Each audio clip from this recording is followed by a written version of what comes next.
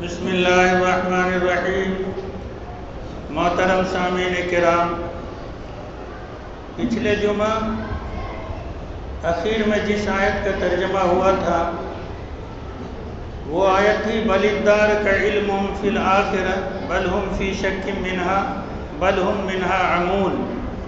یہ لوگ آخرت کے بارے میں شک کرتے ہیں بلکہ اس معاملے میں بالکل اندھے ہیں۔ آج ان کے سوال کا ذکر ہے جو کفار مکہ حضور پاک صلی اللہ علیہ وسلم سے کہا کرتے تھے، اور یہ کہنے کی وجہ یہ تھی ان کا آخرت پر یقین نہیں تھا، بس اتنا تک مانتے تھے کہ انسان مر جائے گا۔ وہ لوگ سوال کرتے تھے جس سوال کو اللہ رب العزت نے یہاں ذکر کیا ہے، وقال الذین کفروا، جن لوگوں نے کفر کیا وہ یہ کہا کرتے تھے حضور پاک صلی اللہ علیہ وسلم سے، اَإِذَا كُنَّا تُرَابًا، جب کہ ہم مٹی ہو جائیں گے، وَآبَاؤُنَا، اور ہمارے باپ دادا بھی مر کے مٹی ہو گئے، أَإِنَّا لَمُخْرَجُونَ، پھر بھی ہم دوبارہ زندہ کیے جائیں گے۔ ان کو اس بات پہ بہت تعجب تھا کہ انسان مر جائے گا، قبر میں چلا جائے گا، دفن کر دیا جائے گا، اس کے گوشت سرگل جائیں گے، ہڈیاں بوسیدہ ہو جائیں گی، اس کے بعد پھر دوبارہ زندہ ہونے کا کیا مطلب؟ ان کی عقل اس بات کو مانتی ہی نہیں تھی، جبکہ ان کو یہ سمجھنا چاہیے کہ جو اللہ رب العزت ایک قطرہ منی سے ایسا بھولا بھالا انسان پیدا کر سکتا ہے، پھر وہ اس کو بگاڑ کے ختم کر کے پھر اسی ماڈل اسی ڈیزائن کا دوبارہ پیدا کر سکتا ہے، یہ اور آسانی ہے پہلے کے مقابلے میں۔ ایک انسان کسی چیز کو بنائے، کوئی ماڈل نہیں، کوئی ڈیزائن نہیں، کوئی مشورہ دینے والا نہیں، کوئی انجینئر نہیں، اور وہ اچھے ماڈل میں اچھی شکل و صورت میں بنا دے، یہ مشکل کام ہے۔ پھر اسی کو توڑ پھوڑ دے، سارے میٹیریل کو ایک جگہ ملا دے، اور اس کے بعد دوبارہ بنانا تو پہلے کے نسبت پہلے کے مقابلے میں اور آسان ہے۔ لیکن ان کو یہ بات سمجھ میں نہیں آتی تھی۔ وقال الذین کفروا اذا كنا ترابا وآباؤنا أئنا لمخرجون، کہ ایسا کیسے ہوگا جب سر گل جائیں گے، ختم ہو جائیں گے، ہم بھی، ہمارے باپ دادا بھی، أئنا لمخرجون، پھر کیسے نکالے جائیں گے، دوبارہ کیسے اٹھائے جائیں گے؟ اللہ رب العزت اور وضاحت سے دوسری جگہ ان کے شک کو دور کیا۔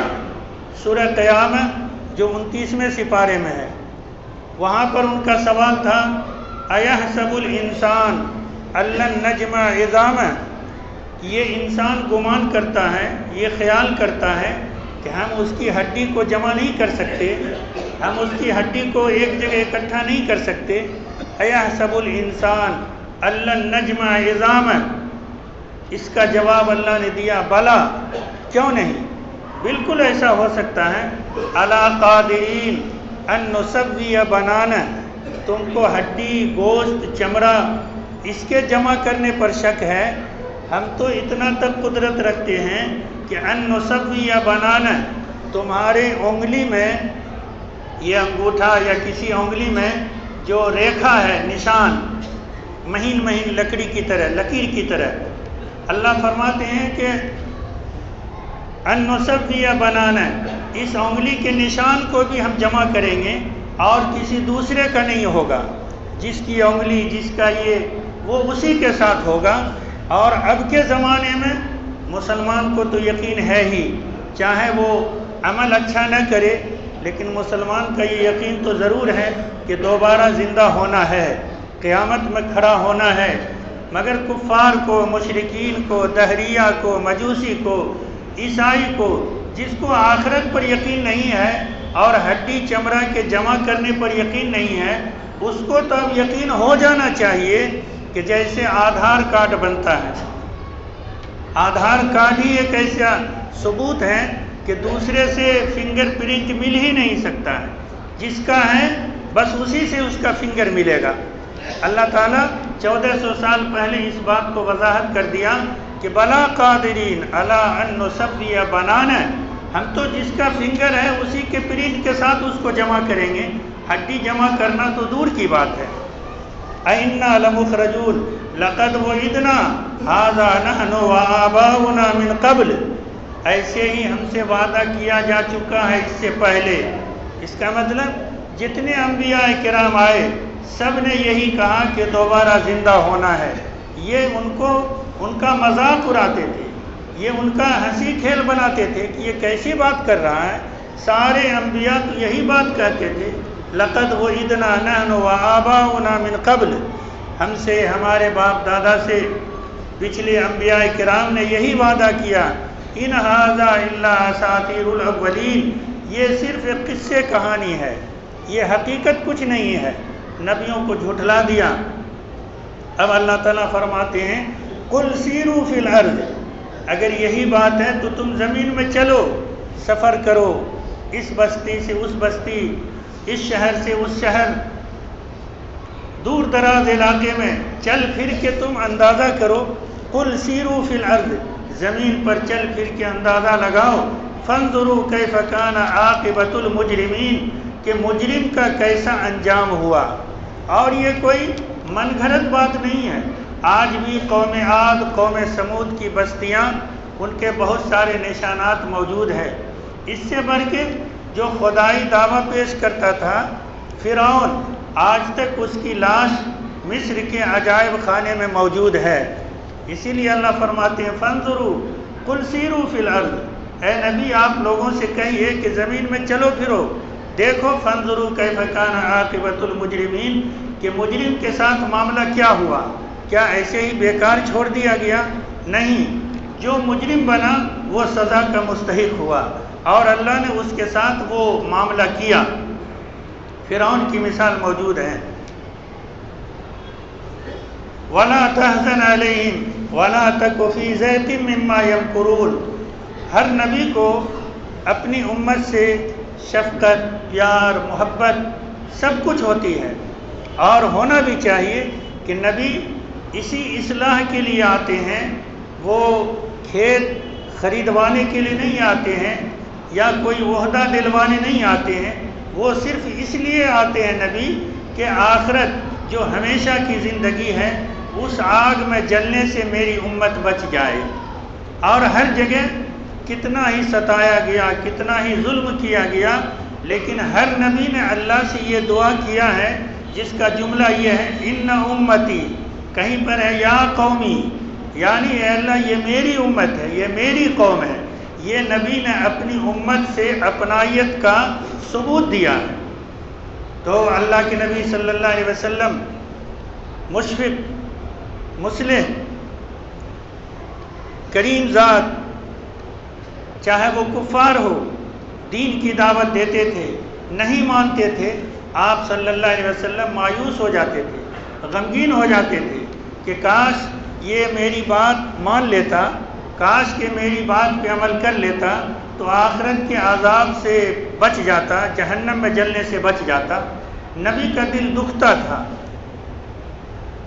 آج ہم کرتے ہیں گناہ، ہم خطا کرتے ہیں، ہمیں احساس نہیں ہوتا ہے کہ ہم کو اس کے بدلے میں اللہ کیا کرے گا، لیکن آپ صلی اللہ علیہ وسلم کا ایک دفعہ کا واقعہ ہے، آپ صلی اللہ علیہ وسلم دیوار سے ٹیک لگا کے بیٹھے ہوئے تھے، جبرائیل علیہ السلام تشریف لائے اور آپ صلی اللہ علیہ وسلم سے کہا اے اللہ کے نبی آپ کی امت بھی جہنم میں جائے گی، اتنا ہی جملہ کہا تھا، آپ کی امت بھی جہنم میں جائے گی۔ ہم بھی قرآن سنتے ہیں، حدیث سنتے ہیں، آئے دن دنیا میں اتار چڑھاؤ دیکھتے ہیں، لیکن ہمارا ذرا سا بھی رواں کھڑا نہیں ہوتا ہے، ہمارے اندر احساس پیدا نہیں ہوتا ہے کہ آخر ہمارے ساتھ بھی یہ معاملہ ہو سکتا ہے۔ بزرگوں نے کہا ہے کہ یہ یکے بعد دیگرے، ایک کے بعد ایک یہ سیریلی جو لوگ جا رہے ہیں دنیا سے، بغیر کہے سنے زندہ لوگوں کے لیے ایک نصیحت ہے۔ انسان جو مر کے جا رہے ہیں زندہ لوگوں کے لیے نصیحت ہے. کوئی کچھ نہیں بھی کہے کہ آپ زمین خرید رہے ہیں، آپ مکان خرید رہے ہیں، آپ یہ عہدہ لے رہے ہیں، آپ کو چھوڑ کے جانا ہے، آپ مر جائیں گے، کوئی بھی نہیں کہے تو مرنے والا زندہ کے لیے نصیحت ہے کہ وہ جا رہا ہم بھی جائیں گے. یہ سب کو سوچنے کی بات ہے. تو آپ صلی اللہ علیہ وسلم ٹیک لگائے بیٹھے ہوئے تھے. جبرائیل علیہ السلام تشریف لائے اور کہا اے اللہ کے رسول صلی اللہ علیہ وسلم آپ کی امت بھی جہنم میں جائے گی.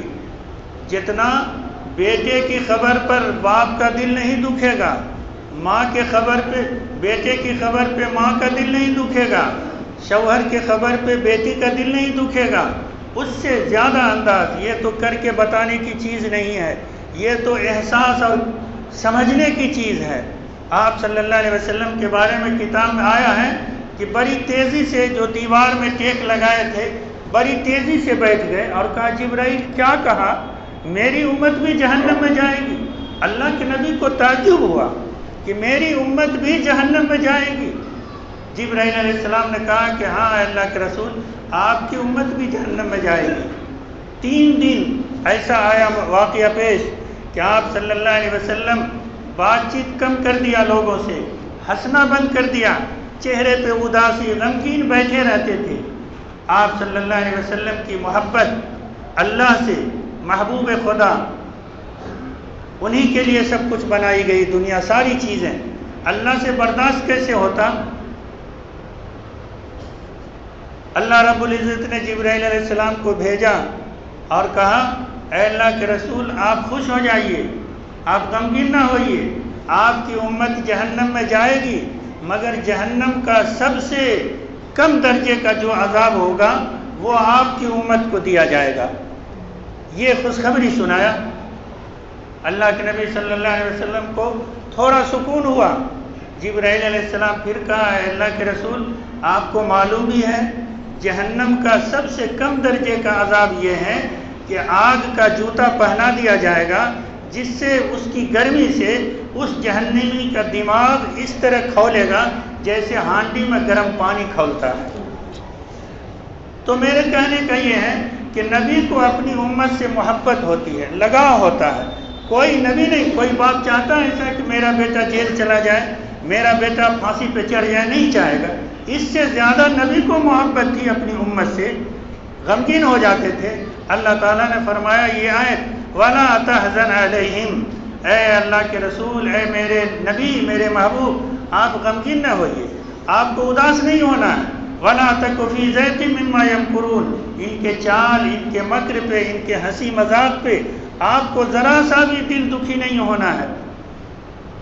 وَيَقُولُونَ مَتَىٰ هَٰذَا الْوَعْدُ إِن كُنتُمْ صَادِقِينَ، وہ لوگ کہا کرتے تھے کب ہوگا یہ عذاب؟ نبی سناتے تھے عذاب آئے گا، آفت آئے گی، بلا آئے گی، مصیبت آئے گی، قحط سالی آئے گی.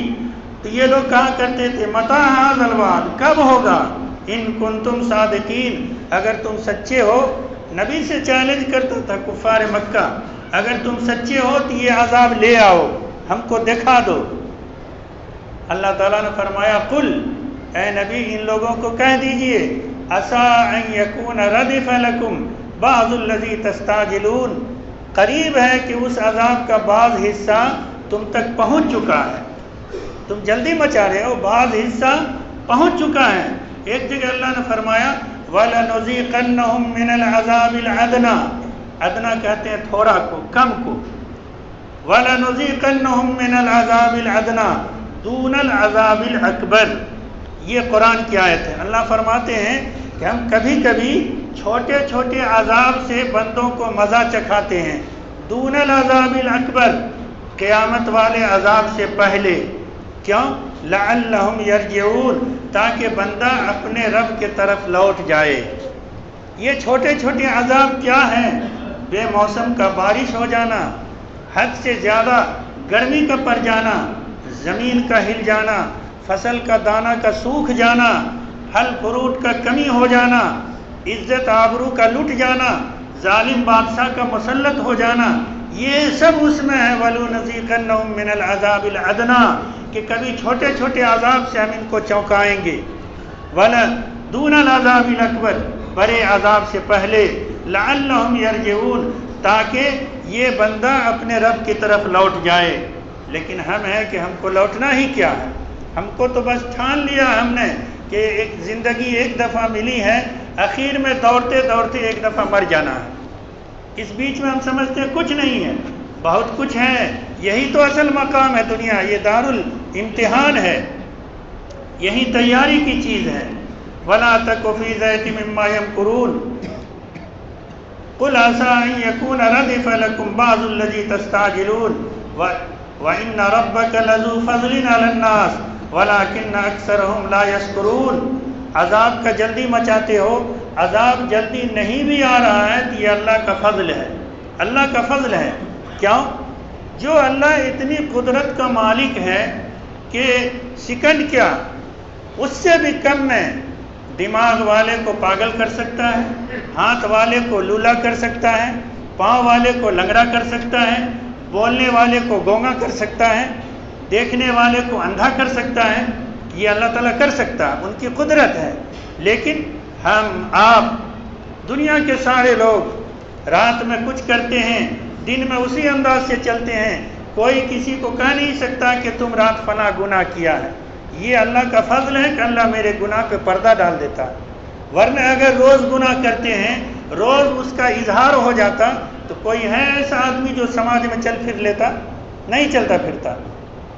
یہ اللہ فضل کرتا ہے کہ ہم اس کی نافرمانی بھی کرتے ہیں، وہ اپنے فضل سے لوگوں کے بیچ میں رسوا ہونے سے بچاتا ہے، ہمارے گناہ پہ عیب پہ پردہ ڈال دیتا ہے۔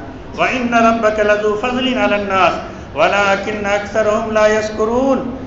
اس فضل کے بعد لوگوں کو اور اللہ کی طرف دوڑنا چاہیے، لیکن الٹا یہ ہے کہ اور ناشکرہ بن جاتے ہیں، شکر گزاری نہیں کرتے ہیں اللہ کی۔ وَإِنَّ رَبَّكَ لَيَعْلَمُ مَا تُكِنُّ صُدُورُهُمْ وَمَا يُعْلِنُونَ۔ اللہ جانتا ہے جو دلوں میں چھپی ہوئی بات ہے، جس کا کھلم کھلا اظہار کرتے ہیں، اللہ سب جان رہا۔ وَمَا مِنْ غَائِبَةٍ فِي السَّمَاءِ وَالْأَرْضِ إِلَّا فِي كِتَابٍ مُبِينٍ۔ جتنی بھی چیزیں ہیں زمین آسمان میں چھپی ہوئی، اللہ تعالیٰ اس کو جانتا بھی ہے اور لوح محفوظ میں لکھا بھی ہے۔ إِنَّ هَذَا الْقُرْآنَ يَقُصُّ عَلَىٰ بَنِي إِسْرَائِيلَ أَكْثَرَ الَّذِي هُمْ فِيهِ يَخْتَلِفُونَ۔ نبی صلی اللہ علیہ وسلم امی تھے، ان پڑھ تھے، مگر پچھلے قوموں کا جس میں خود اس قوم کو یقین نہیں ہوتا تھا، ہو بہو اس کے قصے، اس کی کہانیاں، اس کے عبرتناک انجام اللہ کے نبی قرآن کی زبانی سناتے تھے، قرآن کا اعلان کرتے تھے، قرآن کا یہ معجزہ ہے۔ کفار مکہ کو اس پر یقین کرنا چاہیے، ہم سب کو بھی کرنا چاہیے۔ وَإِنَّهُ لَهُدًى وَرَحْمَةٌ لِّلْمُؤْمِنِينَ۔ یہ قرآن سراپا ہدایت ہے، رحمت ہے ان کے لیے جو ایمان والے ہیں، جو اس کو قبول کرتے ہیں۔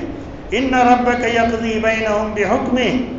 آپ کا رب فیصلہ کر دے گا ان لوگوں کے بیچ میں بھی۔ وَهُوَ الْعَزِيزُ الْعَلِيمُ۔ وہ غالب ہے، وہ علیم ہے، وہ جاننے والا ہے۔ فَتَوَكَّلْ عَلَى اللَّهِ إِنَّكَ عَلَى الْحَقِّ الْمُبِينِ۔ اے نبی آپ اللہ پہ بھروسہ رکھیے، آپ صحیح راستے پر ہیں، آپ حق پر ہیں، حق کے ساتھ اللہ کی مدد آئے گی۔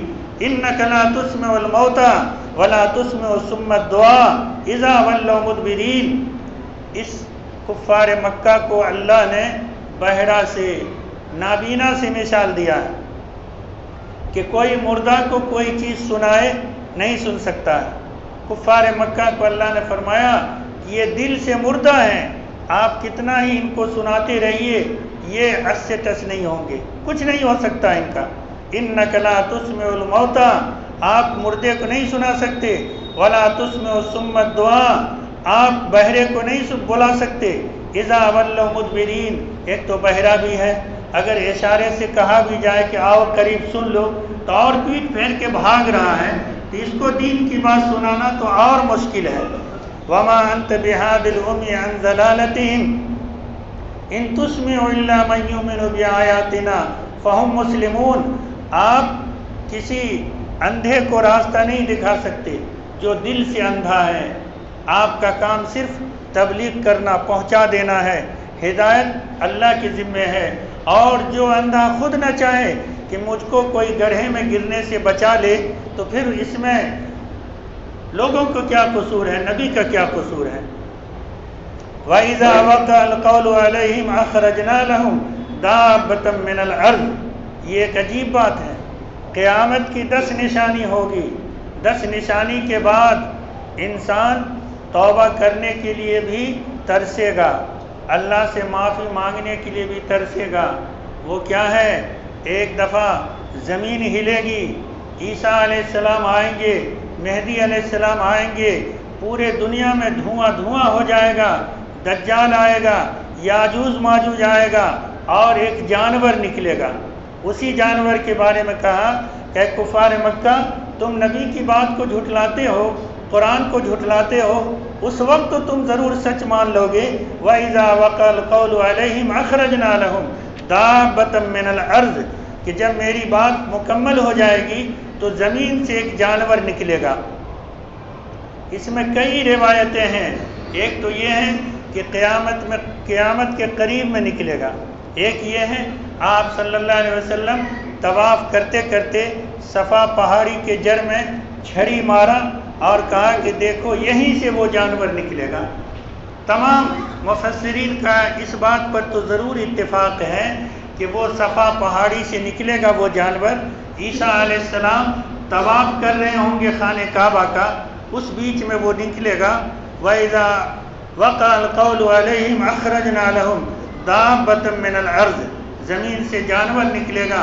تُكَلِّمُهُمْ أَنَّ النَّاسَ، لوگوں سے وہ جانور بات کرے گا۔ كَانُوا بِآيَاتِنَا لَا يُوقِنُونَ، کہ اب تو تم کو یقین آ گیا، اب تو تم کو یقین آ گیا۔ وَيَوْمَ نَحْشُرُهُمْ مِنْ كُلِّ أُمَّةٍ فَوْجًا، یہ جانور کیسا ہوگا؟ ذخیرہ معلومات ایک کتاب ہے، اور تفسیر خازن جیسے تفسیر مظہری ہے، معارف القرآن ہے، تفہیم القرآن ہے، ایسے ہی مدارک ہیں، ایسے ہی تفسیر خازن ہے۔ اس کتاب میں اس جانور کی صفت دیا ہے، اللہ بچاوے ہم سب کو، جو اس کی صفت بتلایا ہے ایسے بھی آدمی اس کو دیکھ کے مر جائے گا۔ مفسرین نے بتلایا کہ اس جانور کا سر ہوگا بیل کی طرح، اس کی آنکھ ہوگی خنزیر کی طرح، اس کا کان ہوگا ہاتھی کی طرح، اس کا سینہ ہوگا شیر کی طرح، اس کا جسم کھال ہوگا چیتا کی طرح، اس کا کوکھ دونوں بغل کا ہوگا بلی کی طرح، 60 ہاتھ لمبا ہوگا، اور اس کا پاؤں ہوگا اونٹ کی طرح، اور ہر جوڑ کے دوری میں 12 ہاتھ کی دوری ہوگی، گیپنگ ہوگی۔ اب سمجھ لیجئے کہ اس صفت کا جانور اگر میرے سامنے آ جائے تو ایسے بھی آدمی ہاتھ پھیل کر جائے گا۔ اور اس کے ایک ہاتھ میں عیسیٰ علیہ السلام کی چھڑی ہوگی، وہی چھڑی جو چھڑی جادوگر کے سامنے سانپ بن گیا تھا، اور سلیمان علیہ السلام کی انگوٹھی ہوگی۔ وہ جانور سب کے پیشانی پہ مہر مارتا جائے گا، ایمان والے کے لکھا جائے گا ہوا مومن، یہ ایمان والا ہے۔ کافروں کے پیشانی پہ لکھا جائے گا ہوا کافر، یہ کفرت والا ہے، یہ انکار والا ہے۔ یہ جانور جب آ جائے گا اس کے بعد قیامت کے ہونے میں کوئی دیر نہیں لگے گی، یا تو فوراً بعد ہو یا کچھ دیر کا وقفہ ہو۔ اس لیے اللہ رب العزت نے فرمایا یہ آخری وقت ہوگا، اس سے پہلے نبی کو مان لو، اس سے پہلے اللہ کے احکام پر عمل کر لو، اس سے پہلے آخرت پر یقین کر لو۔ دھواں کا اٹھنا، زلزلہ کا آنا، عیسیٰ علیہ السلام کا آنا، مہدی علیہ السلام کا آنا، یاجوج ماجوج کا آنا، دجال کا آنا، اور یہ جانور کا نکلنا، ایسے 10 قسم کے نشانی ہے جو، اور سورج کا مغرب سے نکلنا، مغرب یعنی پچھم سے، روزانہ پورب سے نکلتا ہے، اس دن پچھم سے نکلے گا، اور یہ جمعہ کی رات میں، جمعہ کی رات کے مطلب جمعرات دن گزار کے۔ اب اتنا تو ضرور سمجھ میں آ گیا کہ قیامت جب بھی آئے گی تو جمعہ کے دن آئے گی، اور یہ جانور جمعہ کے رات میں نکلے گا۔ اس کا مطلب یہ ہے کہ مشکل سے آدھا دن اس کے بعد دنیا قائم رہے گی۔